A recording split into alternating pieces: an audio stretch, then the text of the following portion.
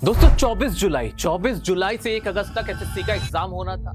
Exam के दौरान ही बच्चों ने आरोप लगाया कि यहां भयंकर मिसमैनेजमेंट है। एग्जाम सेंटर पे टाइमली एग्जाम स्टार्ट नहीं हो रहा है, कहीं पर कीबोर्ड सही नहीं चल रहा है, माउस नहीं चल रहा है, एंड टाइम पर एंड मौके पर बिल्कुल रात को एग्जाम सेंटर बिल्कुल कैंसिल कर देता है कि भाई आपका एग्जाम नहीं होने वाला है। और इस तरह के भयंकर मिसमैनेजमेंट इस एग्जाम में देखने को मिला। इसके लिए टीचर्स ने, एजुकेटर्स ने प्रोटेस्ट करना चाहा दिल्ली के अंदर, तो उनके ऊपर लाठी डंडे बरसाए गए, उन्हें उठा उठा के लेके चले गए, बदतमीजी की गई है। लेकिन मिसमैनेजमेंट के ऊपर कोई नहीं बोल रहा है कि मिसमैनेजमेंट क्यों हो रहा है। हमें पता है मिसमैनेजमेंट क्यों हो रहा है, मैं आपको बताऊंगा भी। ये मिसमैनेजमेंट नहीं है, दरअसल ये है नॉन सीरियसनेस। आप सीरियस ही नहीं है, स्टूडेंट्स के लिए कोई सीरियस है ही नहीं।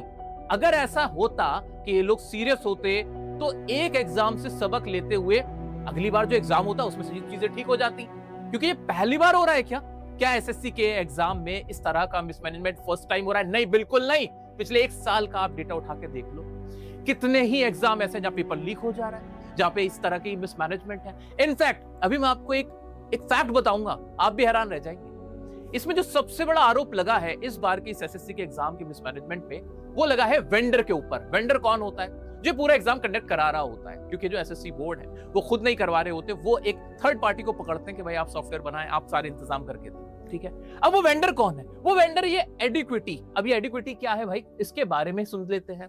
भाई एडिक्विटी एक ऐसी कंपनी है जिसको ब्लैक लिस्टेड किया गया था। हाँ जी, बिल्कुल सही सुना आपने, एडिक्विटी को ब्लैक लिस्टेड कर दिया गया था क्योंकि उसके एग्जाम कराने के तरीके ठीक नहीं थे। आप खुद पढ़ सकते हैं, Ediquity was declared ineligible by the central directorate general of training DGT due to involvement in exam irregularities. मतलब उसका जो पास्ट था, उसका रिकॉर्ड था, वो खराब था। बट किया क्या गया? किया ये गया कि इस एसएससी के एग्जाम से ठीक पहले इस एग्जाम को लेने का जो ठेका था, जो कॉन्ट्रैक्ट था, वो किसको दे दिया गया? वो टीसीएस से हटा के एडिक्विटी को दे दिया गया। ऐसा क्यों किया गया? इसके पीछे क्या लॉजिक था? किसको फायदा पहुंचाना था? हमें नहीं पता। लेकिन जिसका पहले ही ट्रैक रिकॉर्ड खराब हो, क्या आप उससे सेम काम करवाना पसंद करेंगे? बिल्कुल नहीं करेंगे। पर ऐसा हुआ है। आगे बढ़ते हैं। एडिक्विटी ने और भी जो एग्जाम कंडक्ट करवाए थे जिसमें इन्होंने ठेका लिया था, क्या उसमें उन्होंने बहुत अच्छा परफॉर्म किया था? नहीं भाई, बिल्कुल ऐसा नहीं है। जब ये लोग एग्जाम कंडक्ट करा रहे थे तो इनका जो पीछे ट्रैक रिकॉर्ड था वो आप देख सकते हैं। मध्य प्रदेश का टीचिंग एलिजिबिलिटी टेस्ट था, उसमें इन्होंने गड़बड़ी करी थी। पटवारी का रिक्रूटमेंट एग्जाम था एमपी में, वहां गड़बड़ हुई थी। महाराष्ट्र का एमबीए कॉमन एंट्रेंस टेस्ट था, जहां एडुकेटी को इल्जाम ठहराया गया था कि भाई इन्होंने ठीक से एग्जाम कंडक्ट नहीं किया, इरेगुलरिटीज रही थी। और अब आके फिर एसएससी का फेज 13 का एग्जाम इनको कॉन्ट्रैक्ट मिल गया है। क्यों मिला, किस बेस पे मिला, नोबडी नोज। और वही जिसके लिए मशहूर थे, इन्होंने वही किया। इनसे एग्जाम ठीक से कंडक्ट नहीं हुआ, इनके सॉफ्टवेयर नहीं चले, इनका जो भी अरेंजमेंट था, एडमिनिस्ट्रेशन था, वो ठीक नहीं था। अब ऐसा क्या पहली बार हो रहा है? क्या सिर्फ एसएससी के एग्जाम में हो रहा है? क्या सिर्फ एसएससी एस्पिरेंट्स ही परेशान है? नहीं, ऐसा नहीं है, ऐसा बिल्कुल नहीं है। अभी हमने पीछे, मैं आपको बस 4 महीने पीछे लेके जाता हूं, ज्यादा भी नहीं। वहां पे 4-6 महीने में जो हमारे साथ हुआ है वो क्या हुआ है? नीट के एग्जाम में प्रॉब्लम थी। नीट का तो पूरा स्कैम हुआ था, पेपर लीक के आरोप लगे थे, बिहार में गिरफ्तारियां हुई थी, ये सब कुछ हुआ था नीट के एग्जाम में। और कहां हुआ था भाई? सीयूटी का भी 2 महीने पहले एग्जाम हुआ था, बच्चे रो रहे थे, सर पटक रहे थे भाई। सेम चीज थी कि मिस मैनेजमेंट है, कंप्यूटर नहीं चल रहे, सेंटर ठीक से अलॉट नहीं हुआ है, वहां पे टाइमली एग्जाम कंडक्ट नहीं हो रहा है।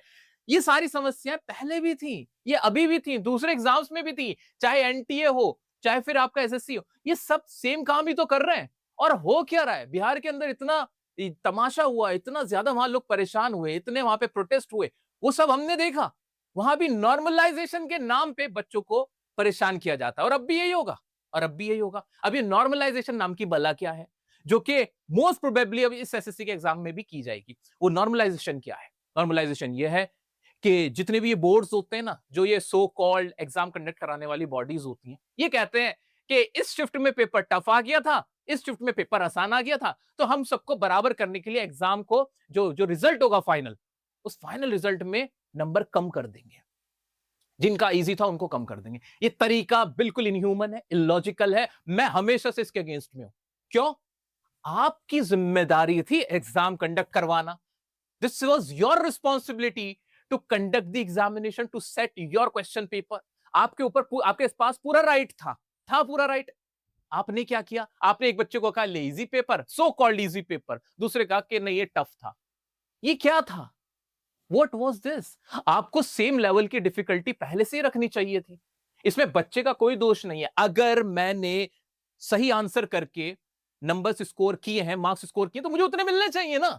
मेरे मार्क्स क्यों कट कर रहे हो आप? आपने स्टूडेंट्स में ना एक तरह की, जिसे कहते हैं ना, कंफ्यूजन क्रिएट कर दी। उसे पता ही नहीं है कि इतनी तैयारी करने के बाद, 3 साल तैयारी करने के बाद, मेहनत करने के बाद मेरा एग्जाम ठीक से कंडक्ट होगा कि नहीं। He is not sure, she is not sure. उसे नहीं पता है। और उसके बाद भी भाई मुझे लग रहा है मैंने 50 क्वेश्चन करे थे सही, 50 के 50 मेरे ठीक हो गए हैं। मैं खुशी से घूम रहा हूं कि हाँ ठीक है, मेरी तो नौकरी लग गई, मेरा तो एंट्रेंस क्लियर हो गया, मजा आ गया, सीट मिल गई। लेकिन क्या होता है, नहीं, नॉर्मलाइजेशन का चाटा मुंह पे मार दिया जाता है और कहा जाता है नहीं नहीं नहीं नहीं, प्रॉब्लम आप में ही थी। मुझे कोई साबित करके दिखा दे कि इसमें बच्चे का क्या दोष था। बच्चे का कोई दोष नहीं था, आपकी प्रॉब्लम थी। अच्छा, प्रॉब्लम भी पता है क्या है? ईगो प्रॉब्लम है। मैं बता रहा हूं आपको, ये सारी ना ईगो प्रॉब्लम है। ईगो प्रॉब्लम क्या है? ईगो प्रॉब्लम ये है कि आपको कंप्यूटराइज्ड बेस्ड टेस्ट ही आपको कराना है, कि मतलब कंप्यूटर पे ही होगा, ऑनलाइन। जबकि आपकी जो कंप्यूटर सिस्टम है ना, जो आपका पूरा स्ट्रक्चर है, चाहे वो आप एडिक्विटी उठा लो या पहले भी समस्याएं आई हैं, ऐसी बात नहीं है, वो ठीक से नहीं चलता है। आपको पहले कंफर्म करना चाहिए, इंश्योर करना चाहिए कि ये सारी चीजें ठीक से हो रही हैं। आप उस चीज के लिए अभी तैयार नहीं हो जो चीज आप इंप्लीमेंट कर रहे हो। यही तो बात है, यही तो बात है कि आपकी तैयारी पूरी नहीं है और आप एग्जाम ले लेते हो। आप लाखों बच्चों से कह देते हो आ जाओ, हाँ हाँ हमारे कंप्यूटर बढ़िया है, हमारा सॉफ्टवेयर बढ़िया है, लॉजिस्टिक्स सही है, सब सही हो जाएगा। जबकि ऐसा नहीं होता है। और ऐसा क्यों नहीं हो रहा? क्यों आप कंसर्न नहीं हो इस चीज को लेके? Because you are not serious.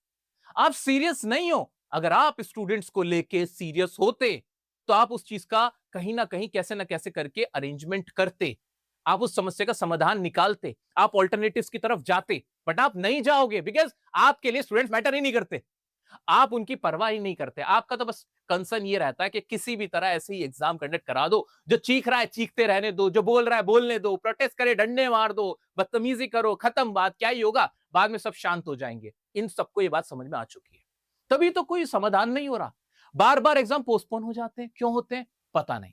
And time पे कैंसिल हो जाते हैं, पता नहीं। मिसमैनेजमेंट होता है, कुछ नहीं पता। वरना ये अकाउंटेबिलिटी तो सिर्फ और सिर्फ उस बोर्ड की होनी चाहिए, उस इंस्टीट्यूट की होना चाहिए, उस बॉडी की होनी चाहिए जिसने एग्जाम कंडक्ट कराया।